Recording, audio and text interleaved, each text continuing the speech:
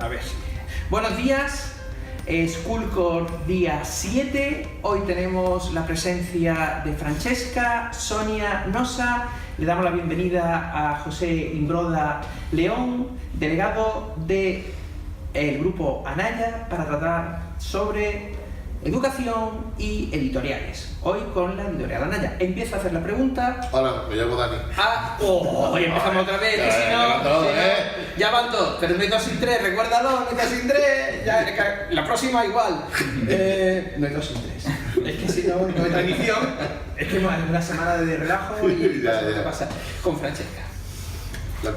Jolines. ¿Cuáles son tus dos ciudades más importantes de tu vida? Mis dos ciudades más importantes de mi vida. Buena pregunta, porque realmente, si habéis leído lo que yo he mandado, nombraba 3 ciudades, ¿verdad? La pregunta es un poco difícil, porque tengo el corazón un poco partido en ese sentido, pero bueno, siendo objetivo, aunque Granada es una ciudad a la que tengo mucho cariño, y fíjate que en teoría debería ser la más importante, porque es la ciudad donde nací, pero como aquello fue fruto de una casualidad, yo creo que más determinantes en mi vida han sido primero Melilla y luego Málaga. Actualmente, si me siento algo, es sobre todo malagueño. Ya. Siguiente pregunta. ¿Qué profesión querías tener de chico? ¿Qué profesión quería tener de chico? Bueno, pues eso depende de a lo que llames tú chico. ¿Chico te refieres con 6, 7, 8 años o chico te refieres más joven, un poquito mayor, con más jovencito? 6, 7, 8. 6, 7, 8, uy. Pues a esa edad, sinceramente, yo creo que todos los niños siempre decimos que queremos ser pues estas profesiones típicas, que si policía, que si bombero, que si futbolista, ¿no? Los futbolistas hoy en día también, en aquellos tiempos también los futbolistas eran... Pero realmente a esa edad yo creo que son cosas que se dicen por decir, porque ni siquiera hasta que no tienes cierta edad realmente no sabes realmente cuál va a ser tu camino y qué es lo que más te gusta. A mí me costó, de hecho, y por eso quizás esa es una de las razones por las que finalmente no estudió lo que realmente me hubiera querido, pero bueno, tampoco puedo quejarme del camino por el que me ha llevado la vida. ¿Para ti te ha costado la universidad? ¿Que si me ha costado? Me costó y me costó bastante. De hecho, si recuerdas lo que yo os pongo en la historia que os he contado, yo llego a la universidad, es una etapa muy bonita de mi vida, lo pasé muy bien, aprendí mucho, pero realmente, pues un poco por lo que te he contado, llegué allí y en cuanto a los estudios me estrellé porque al final me metí en una cosa que no me llenaba.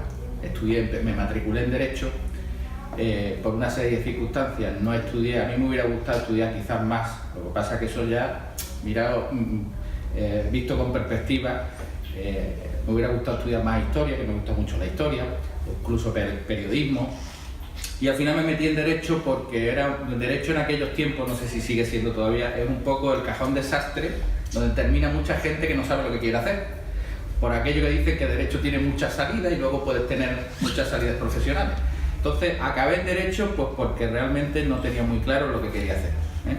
No tenía la madurez suficiente para saber en ese momento lo que realmente... Yo sabía que me gustaba la historia, pero quizá unos consejos dados a esa edad con toda la buena intención, pero por parte de mis padres, porque me decían, bueno, historia es una carrera que tiene poca salida, hay mucho paro, incluso la profesión de maestro me hubiera gustado. Eran las 3 cosas, porque mis padres eran los 2 maestros, pero ellos mismos me quitaron un poco de la cabeza lo de maestro, porque decían que en aquellos tiempos era una profesión con mucho paro, y fíjate, luego me he dado cuenta que todos los de mi quinta, entre ellos Miguel Ángel, pues al final acabaron trabajando.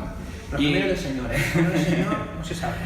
Y entonces pues acabé haciendo Derecho un poco porque no tenía mis ideas claras y porque no supe, quizás me influenció demasiado. Yo tenía que haber tenido un poquito más carácter y haber dicho, oye, que a mí me gusta más historia, voy a hacer historia aunque esté el camino más difícil. Y al final pues cuando te metes en una cosa que no te llena del todo, pues lo que ocurre es que te estrellas. A mí me costó, por eso me costó mucho trabajo. De hecho, estuve 4 años en Granada y saqué hacia adelante 2 cursos nada más, porque es que a mí me costaba la vida. Y de hecho, dentro de la carrera de Derecho, las 2 asignaturas que menos tienen que ver con Derecho, que eran Historia del Derecho, bueno, sí tienen que ver con el Derecho, pero era Historia y Economía, Matrícula. saqué sobresaliente y notable. En las demás, que era Derecho puro y duro, raspado y por los pelos, ¿vale? Entonces, a tu pregunta, aunque me he enrollado un poco, a tu pregunta que si me costó y mucho. Y de hecho, como te comento... Te veo que todavía lo dices como una pesadilla. Sí, es muy árida. Son decisiones complicadas, Sí. y marcan la vida. Pero de todas formas, ya está, son historia y... El Código Civil es una cosa muy árida, muy aburrida. Que habrá gente que le guste, Pero es interesante también que decís, ¿sabes? Que tomáis vuestras decisiones, que toméis unas decisiones buenas a la hora de elegir las carreras. Porque la carrera luego es muy importante. ¿Has terminado las 3, Francesca? Sonia. ¿Cuántas profesiones has tenido? ¿Cuántas profesiones he tenido? Bueno, realmente, si lo vemos desde el punto de vista general, he tenido solamente una. Porque realmente siempre me he movido en el tema en el ámbito de las representaciones. Yo estoy en Anaya, pero empecé, como decía, un poco haciendo de chico de los recados de mi padre. Y bueno, ahí empecé a moverme hasta que llega un momento que dejo los estudios y empiezo recuerdo que hago un viaje a Madrid, a una feria, a lo que se llama un congreso, a una feria, donde voy a visitar una serie de stands para intentar hacerme con otras representaciones. Y entonces pues cojo una representación para artículos de regalo, otra para juguetes, otra otra de material de papelería. Entonces realmente aunque el trabajo con Anaya sí es verdad que es un poco diferenciado, porque lo otro era un poco más dedicado a la venta pura y dura, era representar en definitiva una marca comercial, que es lo que hago en la actualidad. Aunque es verdad que el otro era más una venta pura y dura, incluso ahora que recuerdo, incluso líneas telefónicas también he llegado a vender. Pero el trabajo de Anaya es quizá, aunque también una representación es más una labor de promoción más que de venta pura y dura, ¿eh? Nosotros nos dedicamos más a la promoción, que es casi lo mismo, pero no exactamente lo mismo, ¿vale? ¿Qué es la independencia económica? Bueno, la independencia económica es, al fin y al cabo, lo que uno busca cuando se trata de buscar una salida profesional, es decir, dejar de depender de tus padres, porque bueno, no vas a estar dependiendo toda la vida de que tu padre te ponga un plato de comida, de que te dé un techo. Pienso que todo, en mayor o menor medida, ahora mismo tú eres muy joven y quizás no lo entiendas, pero llegará un momento donde tus inquietudes harán que quieras volar del nido familiar y tener tu propia familia, o no, o al menos independizarte como persona, ¿no? Y tomar tus propias decisiones, cometer tus propios errores, ¿vale? Elegir tu propio móvil. Elegir tu propio móvil. Entonces, O elegir no tener móvil. para tú poder irte de tu casa y tienes que tener esa independencia económica de tal manera que tú puedas ganarte la vida por ti misma y puedas tomar tus decisiones. Actualmente es casi independencia económica. ¿Qué significa, como siempre, los inicios duros pero enriquecedores? Bueno, los inicios duros y enriquecedores significa que, como casi todo en la vida, cuando uno empieza en algo, pues suele costar más trabajo, ¿eh? Por ejemplo, tú estás en sexto, ya verás como el año que viene, cuando saltes a secundaria, pues simplemente el cambio de ambiente ya te genera al principio una especie de ansiedad, ¿no? Es decir, voy a un centro nuevo, compañeros nuevos, ahora me van a exigir más.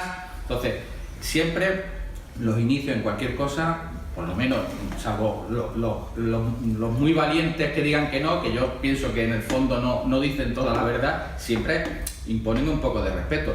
Luego, cuando llegas, si tú te dedicas en cuerpo y alma, esfuerzo y tal, vas cogiendo esa experiencia, y aunque lo pasas mal por eso, porque te sientes inseguro, cada día que pasa con ese esfuerzo, con ese trabajo, con esa constancia, te vas sintiendo más seguro.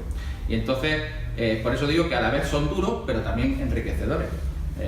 Y entonces ha habido varios momentos en mi vida que han sido en ese sentido. Por ejemplo, es cuando tuve que dar el salto, el primero quizás fue el salto de Melilla a Granada a estudiar, que aunque realmente tuve que volver porque no llegué a terminar esa carrera para seguir mi estudio en Melilla, pues el hecho de pegar el salto con 17 años y dejar a tu familia y tal, y meterte, yo recuerdo que me fui a un colegio mayor que daba miedo entrar por la puerta porque era un colegio mayor el más antiguo de España.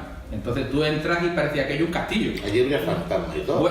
Bueno, allí por las noches los pasillos daba miedo, ¿no? Entonces era la primera vez que salía de casa. Era la primera vez. Y entonces, pues al principio fue duro. Además en aquellos tiempos que se hablaba de las famosas novatadas, que afortunadamente eso pasó a la historia ya, pues fue duro. Y luego tuve que dar el segundo salto, que fue para venir aquí a Málaga. Una vez que regreso a Melilla, vuelvo a Málaga porque me ofrecen un puesto ya en Anaya, para ya trabajar en exclusiva con ellos. Tengo que volver a dar ese salto. Ese me costó un poquito menos porque el primero me sirvió de experiencia, ¿no? Y ya no me daba tanto miedo venir, aparte que ya era unos años mayor, Y quizá el tercero fue cuando, estando en Málaga, me postulan, me nombran para el puesto de delegado. Los primeros meses fueron muy duros porque además tuve que empezar en mi puesto de responsabilidad sin abandonar mi tarea de comercial. Y yo recuerdo que los primeros meses, muchas veces de broma, digo, esto no se lo deseo yo ni al de Santillana, decía yo de broma, porque es que vamos, llegaba por la noche a casa realmente reventado y desbordado de trabajo, ¿no? Pero bueno, aquello pasó, y como digo, duros en ese sentido, pero enriquecedores porque aprenden mucho, y con el tiempo ese aprendizaje hace que tú en ese puesto, o cuando das ese salto, cada vez te sientas más seguro, No sé. ¿Por qué trabajas en Anaya? ¿Que por qué trabajo en Anaya? Pues quizá un poco porque una serie de casualidades, la vida me ha llevado por ahí. Por lo que te comentaba, yo empiezo en Anaya, fíjate, yo contaba la anécdota de que entre mis compañeros muchas veces digo de broma que soy el más antiguo con diferencia de toda la empresa, a nivel de toda España. Porque yo crecí, mis padres eran los dos profesores y vivíamos en aquellos tiempos en unos pabellones, una especie de pabellones que el ministerio daba a los profesores, Miguel Ángel, vuestro director, los conoce bien, Y entonces yo vivía en aquellos pabellones. En aquellos tiempos los niños jugábamos en la calle, no había consolas ni maquinitas y solíamos salir a la calle a jugar a la pelota o a los soldaditos. Recuerdo mucho las batallitas de soldaditos de plástico. Con tierra. A pedradas. También. A la botella. A la botella. Con dardos en las paredes de madera que había allí. Sota, caballo y rayo. Y bueno, se me ha ido la pregunta, perdón. Que por qué estoy en Anaya. Bueno, y entonces, en aquellos tiempos, pues mi padre, que era profesor, le ofrecieron la posibilidad de colaborar con Anaya, porque en aquellos tiempos las editoriales buscaban a profesores que le echaran una mano en esa labor. Y entonces, pues fíjate, desde pequeño yo contaba esa anécdota de que jugando en la calle, mi padre se asomaba por la ventana y me decía, José, sube, y me daba 2 bolsas, o una bolsa de plástico, y me decía, haz favor, este es lo que le trae a don Manuel esta bolsa que necesito que le entregue. Yo en ese momento no lo sabía, pero yo estaba entregando mis primeros libros a Anaya con 8, 9, 10 años. Luego, evidentemente, eso es una anécdota, pero sí es verdad que eso al final me llevó por ese camino, porque cuando yo regreso de Granada, mi padre ya tenía ganas de no seguir con el tema, porque él no lo necesitaba económicamente, y simplemente continuaba con ello por amistad con el delegado de Granada, que por aquellos tiempos Melilla dependía de la delegación de Granada, no de la Málaga. Y entonces es cuando mi padre me hace una propuesta y me dice, José, yo quiero dejar esto, si lo mantengo es por mi amistad, tú quieres, mientras terminas tu carrera de aquí en Melilla, en la UNED de Melilla, ¿quieres llevar esto como complemento? Y digo, bueno, venga, va. Y entonces empecé echándole una mano y en poquito tiempo, en un par de años ya, empecé a llevarlo yo solo. Eso provocó que cada vez le dedicara más tiempo y quizás menos centrarme en los libros, ¿eh? Y acabó determinando mi futuro. Porque a partir de ahí ya tomo yo la rienda solo en Melilla, hasta que en el año 2000, 2001 me ofrecen ese puesto aquí en Málaga y ya pues me dedico en exclusiva a trabajar aquí en Málaga con Anaya. Por eso digo que es todo un cúmulo de circunstancias, ¿no? ¿Por qué te trasladaron a Melilla? ¿Por qué me trasladaron a Melilla? Ah, dices tú, recién nacido. Pues mira, pues eso también es una anécdota, un poco una casualidad, ¿no? Resulta que la familia de mi madre era toda de Granada, ¿vale?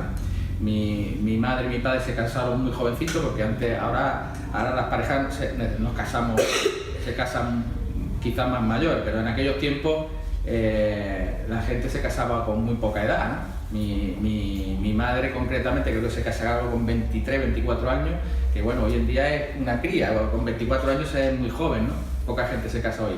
Total, que resulta que ellos estaban trabajando ya como profesores en Melilla, pero la familia de mi madre era toda de Granada. Cuando llega el momento de dar a luz, da la casualidad que mi padre está haciendo lo que se llama las milicias universitarias. La milicia universitaria era, ¿os suena el tema de la mili? Cuando la mili antes todos los hombres... No le suena, no. Bueno, antes todos los hombres tenían que hacer el servicio militar.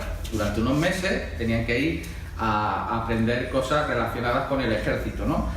Y entonces,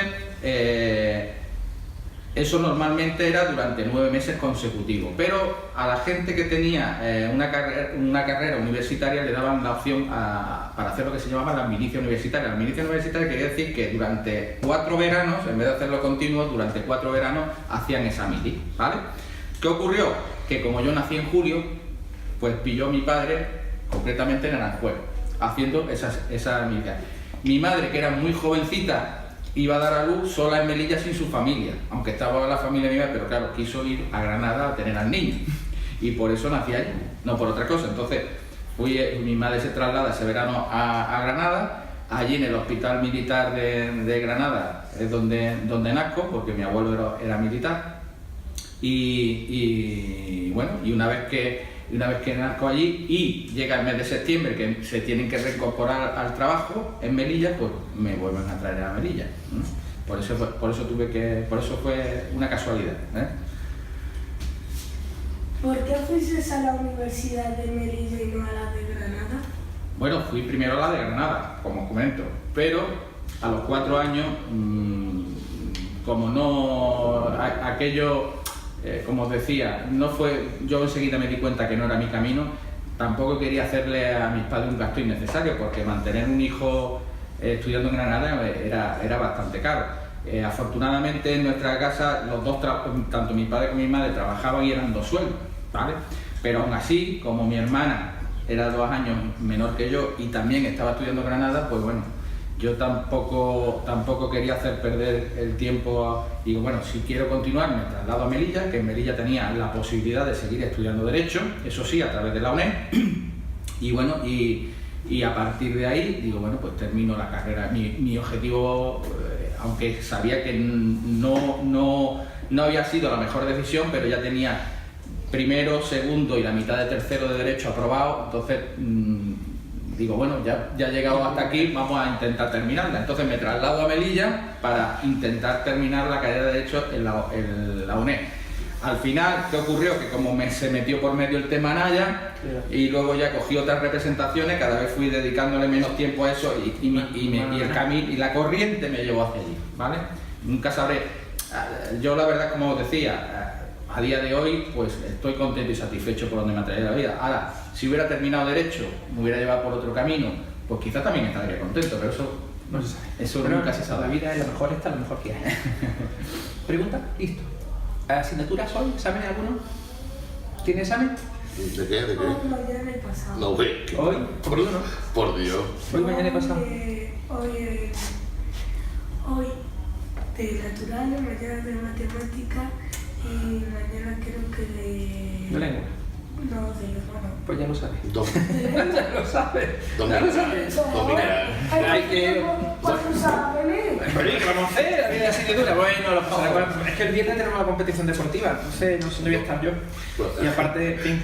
Bueno, darle la gracia Pobre- por favor a pobre niño. Me está recordando la conversación anoche con mi hija, que Así se mete somos. en la cama, papá, estoy agobiada, que tengo. Eso es lo que hay que pagar psicólogo. Darle las gracias a don José, llevaros vuestro, si habéis terminado vuestro chocolatito, llevároslo, si no lo tiréis a la basurita, darle por favor y nos vemos luego en el recreo. Gracias. Nada, Gracias. digo, Discutir, gracias ¿vale? a vosotros por esas preguntas tan interesantes. No, déjalo ir. Dame papelillo, Que sea leve los Cuidado con los exámenes. cables. Muy bien, chicos, muchas gracias. Ay, los Bueno, estudiantes. segunda, primera parte, terminada, no ha dolido. Hasta Te digo luego. que no era la Gracias, pregunta, no, también, bien, ¿no? es muy divertido. Ah, guay. Vale, pues como todas las primeras partes, acabada la segunda, empiezo comunicando lo que es el C de Schoolcore. Ajá. La C es concentrar, y como estamos hablando de libros, Ujú. bueno, pues hacemos la introducción que concentrar en la metodología Schoolcore pues es concentrar conocimientos, ¿no? Que es lo que hace realmente en las librerías, ¿no? Lo que hace la editorial, que es concentrar conocimiento. Y aquí viene siempre la eterna la disyuntiva, ¿no? De si libros sí, libros no, pero en el fondo siempre se usan los libros, porque aunque están las nuevas tendencias a buscar que si nuevos proyectos y tal, Ujú. al final siempre necesitas algún cráneo privilegiado que te centre, ¿no? Ujú. Y que te diga, es muy largo, son muchas horas, ¿no? Y gracias a las editoriales, ¿no? Porque sí, sois como la Cenicienta, ¿no? Estáis ahí, estáis como nunca estáis, pero sin embargo las programaciones las hacéis vosotros, la gente tira, nos las dan a nosotros, pero son vuestras, y como nunca se les agradece, ¿no? Entonces este Schoolcore 7 es como dedicárselo también a decir a esas editoriales que estáis, ¿no? Y que nadie os agradece realmente, pero yo creo que pocas palabras de agradecimiento recibís por parte de los centros escolares, ¿no? Bueno, El trabajo que hacéis. no te creas, a veces también, ¿eh? A veces Agradecen, se lo agradecen, hombre. Nunca está de más tener más, por supuesto, pero sí que a veces no lo agradecen. Y bueno, decirte también respecto a una de las cosas que has comentado, que también somos sensibles cada vez más a esas nuevas corrientes, ¿eh? De hecho, el proyecto nuevo que vamos a sacar va un poco en esa línea que tú me comentas, que estabas comentando, ¿no? De hacer todo un poco más práctico, me voy a nombrar temas proyectos. Ahora, con los libros nuevos que sacamos, las unidades van a ser como una especie de mini proyecto. Ya no va a ser una unidad donde se te va a dar las herramientas, si tú quieres, de aplicarlo de esa manera. O sea, hemos intentado hacer unos materiales versátiles en ese sentido. Es decir, que si un profesor tradicional quiere utilizarlo como un libro tradicional, lo va a poder hacer. Pero además dentro de la unidad vamos a dar herramientas para que si quieres profundizar en esa línea metodológica del proyecto, del cooperativo y tal, vas a tener esa herramienta, ¿no? O sea que somos también sensibles a esos cambios, porque bueno, hay que renovarse también, no puedes sacarnos... De todas formas, aquí la cosa, si para nosotros es una locura, tantos cambios educativos y tantas leyes educativas, te supone que para editoriales también, porque la inversión la hacéis vosotros. Nosotros hacemos el tiempo. Ni os imagináis. Yo comentaba el otro día que por primera vez, ahora, con este proyecto nuevo que sacamos, por fin ha habido tiempo de sacar un proyecto con tiempo suficiente. Porque los libros que se sacaron hace 4 años, recuerdo perfectamente que salió la ley, y en menos de 3 meses tuvimos que armar un proyecto entero de primaria, porque no hubo tiempo, ¿no? Entonces, en ese sentido, es complicado. El trabajo de las editoriales, el nuestro es complicado, pero el de los compañeros en Madrid, que se tienen que enfrentar a una nueva normativa y en menos de 3 meses sacar un proyecto desde primero a sexto, no quiero ni pensarlo. Yo sé que... Y por comunidades. Y por comunidades. Porque eso hay que añadir también que cada comunidad lleva su idiosincrasia. Por ejemplo, cuando tú sacas un libro por ejemplo, la lengua a lo mejor, o las matemáticas no, pero un libro de geografía e historia, tenemos que sacar 17 ediciones distintas. Sí, en Cataluña. Para 17 comunidades. Bueno, y en Cataluña como lo va, como lo lleva. Cataluña como lleva. Pero Eso es malo, eres El malo. sensor, perdón. No seas malo. Murcia entra dentro de los países catalanes. Bueno, seas malo. ahí ya verás. Ahí, hay que, claro, son 17 ediciones distintas y luego además las tienes que hacer en bilingüe. O sea, que tienes bilingüe y no bilingüe. Pero es que además, ya para rizar el rizo, hace unos años, como se habló de que los libros de texto pesaban mucho, Aplicación web. también damos la posibilidad de que sean en trimestre, partido en trimestre o monovolumen. O sea, que tú imaginas de un solo libro la cantidad de opciones que hay. Pero eso están los editores, ¿no? Que eso facilita mucho las cosas.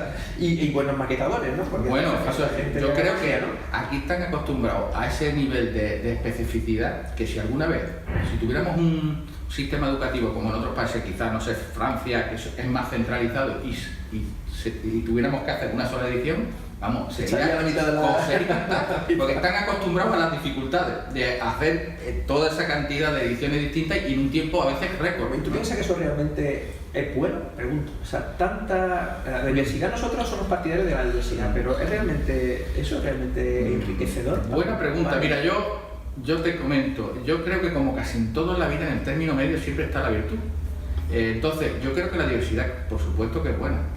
Ahora, tampoco hay mucho rizo, el rizo se convierte en raza. yo pienso que Cuando lo la que no raza es una entiendo raza, no, pero es que hay veces que sí. hay veces que tú dices, no, es que las matemáticas de quinto en Murcia tienen un código distinto, pero digo, bueno, es que en Murcia 2 más 2 no son 4. Yo entiendo que mi teoría es que no, Allí son pimientos y aquí son olivas. Claro, exactamente. Entonces, yo creo que a mi veces teoría es que 2 más 2, la educación hace que Sí. no sean 4, Sí, ¿eh? Esa es mi teoría desde el punto 6. Pero los DCB son comunes, es decir, los DCB, por lo menos el 70% es general para toda España. Sí, los Los con los gafas, Ah, sí, sí. eso es el 70% del bloque Sí. es común. Sí, sí, realmente. sí, pero- Eso es lo que no sabe la gente, que realmente que el 70% de lo que estudia un niño andaluz es lo mismo que estudia un niño vasco, el 70%. Sí, sí. Ok, No, enfrenta el problema.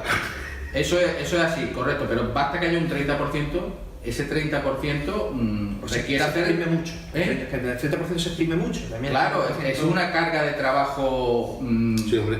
para la editorial tremendo, es decir, porque ese 30% que es distinto en cada comunidad Y luego, requiere hacer esa... La pregunta de quién decide quiénes son los que hacen, o sea, porque cuando tú pones el título del nombre de quien hace el libro, Sí. ¿quién decide quiénes son los cráneos privilegiados que hacen esos libros? ¿No? O sea, ¿quién son los pedagogos que se deciden que van a ser los idearios o los ideólogos de los libros? ¿no?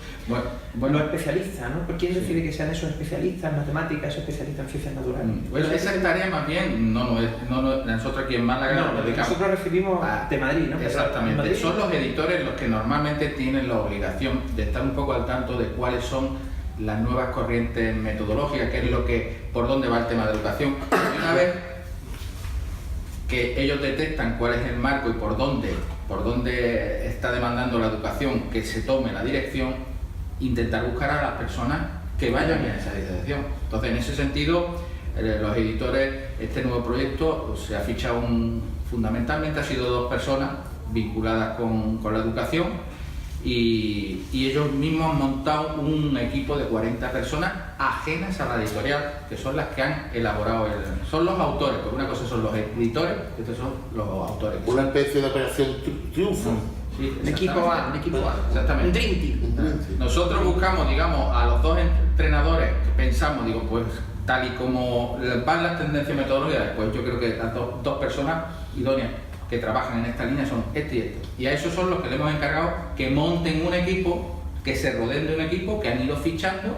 Esto es como en las películas cuando quieren hacer una misión especial y van buscando... Como hay que va cogiendo... Exacto. Pues eso, y al final se configuró un grupo de 40 personas, donde hay gente de muchos sitios. Aquí, por ejemplo, me consta que dentro de esas 40 personas hay gente de Málaga. Y... ¿De la facultad, no? ¿Un profesor de facultad? No, en este caso son de un colegio. Se trata de hablar de gente que tiene realidad. que está dando clases. Que sabe que como un niño que huele Realidades. Claro, los profesores de universidad tienen un problema, con todo mi respeto, es que no saben cómo huele un niño. Exacto. Algunos, de hecho, algunos.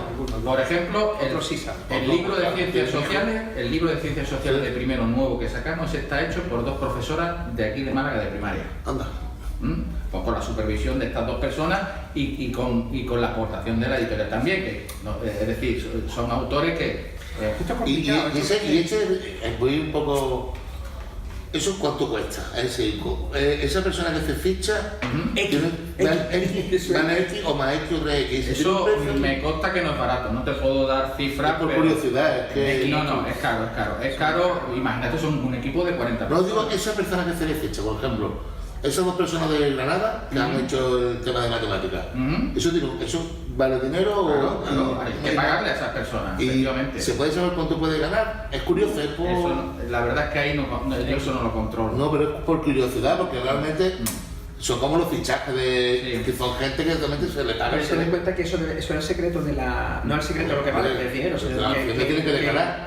No, me refiero que no es el secreto, que eso tendrá, supongo que sí, es por curiosidad. Que no, pero que la importancia o sea, el potencial que pueda tener la editorial va a depender de esas personas. Es como si dices tú, el Madrid, ¿por qué va como por los fichajes, no?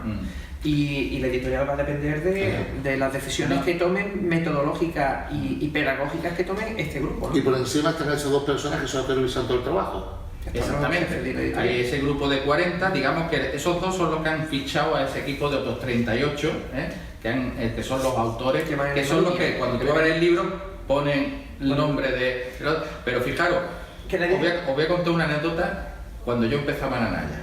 Estaba todavía en Melilla, porque ya no solamente son los editores, sino el tema de cuanto más fotografías lleva un libro, es una de las cosas más caras, porque con eso hay que pagar derechos de autor. Sí, mira, yo recuerdo, era un chaval... Y más los dibujos. Exactamente. Yo recuerdo, era un chaval empezando en esto, te hablo del año 95, 96, y recuerdo una visita del delegado de Granada entonces a verme allí, y hablando un poco con él, estábamos los 2 en el pequeño almacenillo que teníamos, y le dije yo, don José, digo, siempre se escucha el mantra ese de que los libros, o el mantra, bueno, no son baratos, que son caros. Digo, todo el mundo dice que si los libros son caros, y dice, mira, tienes ahí una física y química de tercero, entonces no sé si era búho o eso ya. Tienes ahí un libro de... Digo, sí, sácalo. Busca la página 93, no me acuerdo qué página era, pero bueno, te digo una por decir. La busco, dice, y recuerdo yo que salía una foto donde salían como 2 electrodos y una chispa saltando en medio. Y en la foto capta justo el momento donde salta la chispa, ¿no? Y me dice, ¿tú sabes lo que ha costado solamente esa foto? Y lo que Anaya paga por esa foto, los derechos de autor que paga esa foto. Yo ahora, si os dijera una cantidad, os mentiría porque no la recuerdo. Lo que sí recuerdo es que era una barbaridad. ¿Cómo? Porque además, no solamente creo que se paga por la foto, sino por cada vez que se vende el libro hay que pagarle a ese autor. Sí, un dinero. Por cada libro que vende.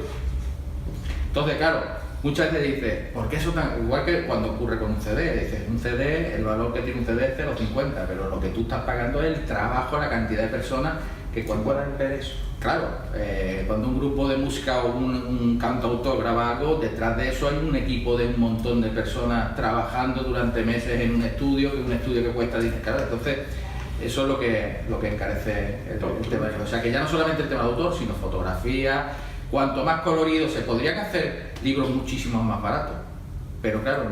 ¿El resto? ¿Qué resta? Claro, yo vengo aquí con un libro y digo, mira, te cuesta la mitad, pero si tú abres a lo mejor uno de la competencia, vas a decir, no, es que no hay color. Pero yo me acuerdo cuando era niño y miraba los libros. Realmente, yo los colores ya a cierta edad, cuando ya empiezas a tener 12, 13, 14 años... No, pero estamos acostumbrados. No es importante ya, pero que no es importante. Le pones letras, sobre todo letras, y tú le pones muchas letras a los niños y tú lo vomitan, ¿eh? Claro. O sea, los niños necesitan ya estímulos visuales, gráficos. Fíjate lo que tenemos encima de la mesa. Yo empecé a leer con el Mortadelo y Filemón. Sí, está puesto. Más visual no puede ser. No, la biblioteca de eso está organizada con vista que precisamente cuando hay tiempo para estar repartiendo libros y tal, los niños están leyendo mientras. O sea, está pensado en vista eso también. Que bueno, que no siempre coincide con la misma viñeta, ¿no? O que está en la misma dirección, ¿no? Hay algunas que están en dirección contraria y tal. Pero también incluso le he dicho, cuando le tocan a algún niño y dice, maestro, están al revés. Y digo, pues esfuérzate. Ya tienes que poner un espejito. No, porque hay ejercicios logopédicos de lectura al revés, porque te trabaja el cerebro, ¿no? Entonces, no solamente ya la lectura, sino la concentración. A mí me interesa que estén callados, por lo cual me interesa incluso que estén más al revés que al derecho, porque van a hacer más esfuerzo a la hora de estar leyendo al revés el Ibáñez, ¿no? Y cuando dicen, están al revés, digo, esfuérzate, ¿qué pone? Parece que pone guau. Digo, vale, enhorabuena. Pues esto me trae a mí muchos recuerdos. Sí, es una especie de nuestra generación. Vintage. Volviendo al tema del capítulo 1 del School con el vintage. Entonces yo intento Volvíamos también una de las R final era el resucitar, ¿no? Entonces nosotros intentamos resucitar, en la metodología mía, nuestra, intentamos resucitar cosas, ¿no? Esta es una de ellas, ¿no? El intentar resucitar como cuando uno recuerda lo bien que lo pasaba de chico, ¿no? Yo, por ejemplo, cuando estaba pensando en ti, pensando en la editorial, pensando en cuando íbamos a comprar los libros, allí en años, cuando los libros se compraban, ¿no? Y ibas allí a la librería y le decía, y esperaban que llegase el momento en que traían tu librero, traía tus libros, ¿no? Libros nuevos, con ese olor de libro, ¿no? Yo recuerdo el olor. Fíjate que yo, en el resumen que le contaba, yo recuerdo cuando yo llegaba como 8 años y veía hasta el olor de las cajas. A veces se recuerdan los olores. Y yo recuerdo ese olor. El olor de mis libros, que era tu libro nuevo y decía, aunque luego ibas a sufrir más que un tonto, ¿no? Sí, pero yo recuerdo que tú lo coges en un inicio y empezabas a ver. Sí. Y yo me acuerdo que siempre tenía obsesión por ver, pues muchas veces no te daba tiempo a ver el libro entero. Y lo último tema, a lo mejor y siempre te ibas al final, digo, a ver, es la parte que nunca voy a ver. Eso nosotros lo estamos intentando, ¿no? Y aparte, como ahora se hacen los temas más cortitos. Sí, en aquellos tiempos era más habitual. Sí, no, y aparte, antes íbamos la editorial iba más a tiro fijo, ¿no? Decían, tú veías los temas y entonces similares, ahora van disminuyendo, ¿no? Van en intensidad, saben que los últimos va uno más a trote cochinero y no llega, ¿no? Pero es muy interesante, realmente el tema este de qué va a pasar, sobre todo porque dice, bueno, las nuevas tecnologías, yo las he bautizado con las caras tecnologías, ¿no? Porque son nuevas, ya no son tan nuevas, pero son muy caras. Sí. Porque las pones y luego se rompen y no hay forma de arreglar. Y a veces dan problemas, como digo yo, están los duendes tecnológicos que tú lo tienes todo muy bien preparado, vas a dar la clase y de repente te falla la wifi, te falla. Pero eso hay que...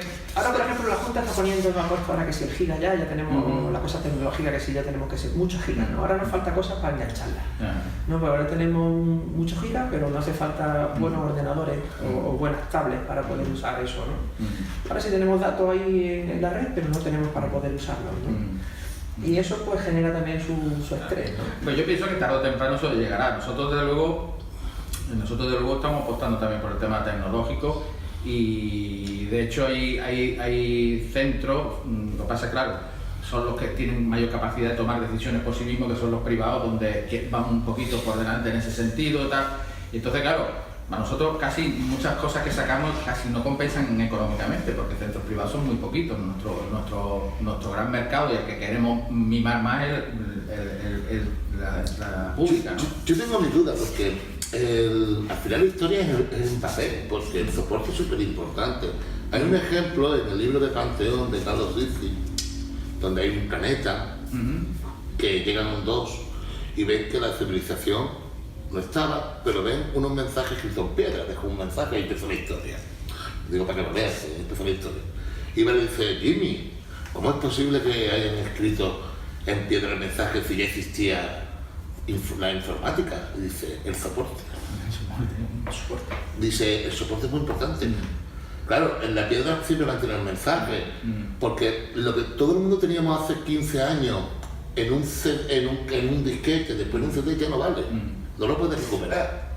Sí. Y la red, tenemos que recordar que es algo en el aire, que mañana se caen 4 satélites, claro. O hay un mínimo cambio de eje de la Tierra que no pasa nada. Se va todo al garete. Te quedas sin nube.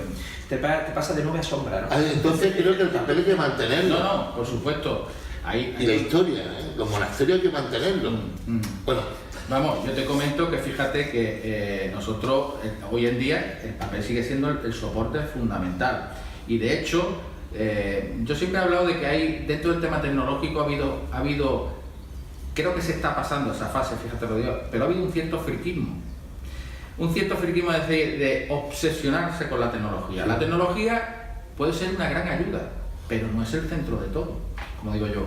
Oye, no mires el envoltorio, lo importante es el caramelo que va dentro. Es decir, ha habido aportes desde el punto tecnológico, por ejemplo, el tema de las pizarras digitales, hoy nadie pone en duda de que es una herramienta magnífica, ¿no? Pero una cosa es que la tecnología esté al servicio de la educación y otra cosa es que parezca que la educación está al servicio de la tecnología, ¿no? Es decir, en ese sentido, el papel sigue siendo el soporte fundamental. Y es más, creo que ese friquismo se está frenando, porque además ahí la experiencia, según tengo entendido, hay países que han ido adelantados en ese sentido a lo que tenemos aquí en España y ya está habiendo datos de que la tecnología, lejos de mejorar resultados, en algunos casos los está empeorando. Por ejemplo, el tema de tablet, también se cuestiona el tema de si es perjudicial para los niños tantas horas de pantalla para la vista. Es decir, que yo creo que una buena fórmula, al menos, es mantenimiento del papel y con la ayuda de tecnología. Y aparte la investigación, porque es que si te da todo hecho, que puedes investigar. Claro. Porque al final pones las palabras clave y te sale toda la información. Pues mira, eso que me dices también, porque como yo te comentaba, en los libros nuevos nuestros ya enfocamos un poco las unidades como pequeños proyectos. Entonces, la unidad siempre comienza lanzándole un reto al niño. La lupa, investigar. Exacto, lanzándole un reto. Dice, ¿crees que serías capaz de...? Dice, vamos. Y entonces el reto que le propone es un proceso de investigación que le va a llevar en cada unidad al final, incluso si quiere, a elaborar un producto final palpable y tangible. Es decir, que por eso que tú me dices, se le da todo, pues los libros nuevos van a recogerse un poco esa filosofía de investigación. ¿Para cuándo? Eso los vais a tener ya mismo. ¿Para cuándo la presentación? Pues mira, ya, fíjate. Ahora no te lo puedo decir porque en la memoria no lo tengo, pero creo recordar que en torno al 12, 14 de mayo, no te interesa. 12, 14 de mayo es la presentación aquí en Málaga. ¿Y podemos los freelance de la educación? Por supuesto. Por supuesto que ya tiene enchufe. Ya tiene enchufe. Bueno. Por supuesto. Yo siempre he hablado de... No, siempre al lado de... Aquí no soy jefe de nadie, aquí el jefe está todo superior y nosotros estamos aquí mandados hasta que nos desconecten. Cuando nos desconecten... Un sustituto, una película. El tema de los idiomas y cosas de estas, ¿hay algún tipo de cambio? El tema del idioma. El tema de nuevos proyectos nuevos. Porque empezó uno nuevo prácticamente hace nada, hace un par de años, ¿no? El de inglés. Sí, la metodología nueva de inglés. Bueno, nosotros en tema de inglés también renovamos todo.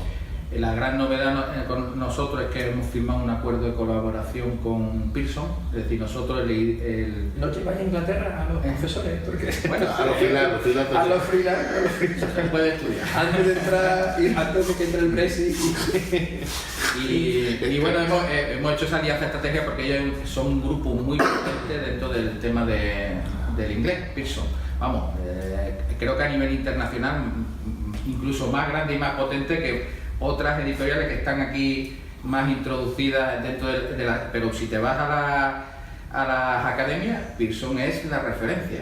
Lo que pasa es que ellos están intentando ahora entrar en la enseñanza reglada y claro, ellos son especialistas en el tema de inglés y lo que ocurre es eso, que aquí en España todavía tienen que entrar en ese, pero hay otros países donde Pearson, vamos, ya quisieran otras editoriales muy conocidas aquí tener el poderío que tiene Pearson, ¿no? Pues no gastarse mucho dinero, porque con las gafas de Google se acabaron los idiomas. Pero la gafa de Google... Porque te la pones aquí, tú la hablas francés y te hablas español. Es decir que... Pero luego te sale también un tumor. Pero es que no, pero en la siguiente revolución, desde mi entender, es que no va a existir intermediario entre el que habla y te traduce. Sí. Realmente hoy en día tú puedes escuchar a una persona hablar en francés y te lo vas traduciendo directamente. Hoy en día... Sí, lo que pasa es que la intercomunicación personal en la tecnología, la máquina, ¿no? Claro, la tecnología es importante, sabe idioma, porque como hablaba antes, porque lo que fueron para la máquina. Pero es verdad que... Una rusa que ha venido y traduce con Google y no es lo mismo la traducción humana a la traducción de una máquina. No, sí, claro. A nivel de básico sí, porque decirle, mira, presenta la carta, presenta el documento, pero a nivel de la emoción y a nivel de tal... Bueno, sí, pero me refiero, pero lo importante es que tú sepas lo que te están diciendo. Sí, pero bueno, pero hay falta el contacto, ¿no? Sí, El trato, y eso necesitas el idioma, ¿no? O sea, Google te va a quitar el tema del hotel. Volvemos a lo mismo, ¿no? Sí, todo. La tecnología debe ser una ayuda, pero no... O sea, y les falta el conocimiento. Estamos llegando, lo que te comenté más o menos, son Queda poco café. 40 y tantos minutos. Queda poco café, debes llegar ya prácticamente a tu final Pues mira, del café. Darte las gracias por tu presencia. Sabemos que ahora es un momento duro porque empiezan otra vez los cambios y que tienen la agenda muy petada. Desgraciadamente es así, pero bueno, Gracias por contar con, o sea, que se llame el delegado y que pueda venir. Somos un centro de compensatoria, nos conocen, que somos un centro de conversatoria y que estamos intentando pues tirar para adelante con este proyecto y bueno, y contar con vosotros y contigo especialmente, pues eso. No, tío, el placer y el agradecimiento es mío por pensar en nosotros para participar en estas iniciativas tan bonitas, ¿no? Con participación de los alumnos. Y efectivamente la agenda está a reventar porque es un año importante para nosotros de cambio, pero bueno, que un hueco para este tipo de cosas siempre se busca, aunque sea debajo de las piedras. Así que agradecido en todo caso a vosotros. Bueno, nada, finalizamos el School Corps día 7 y como siempre os recordamos, no olvidéis ser felices. Hasta luego. Adiós, Ale.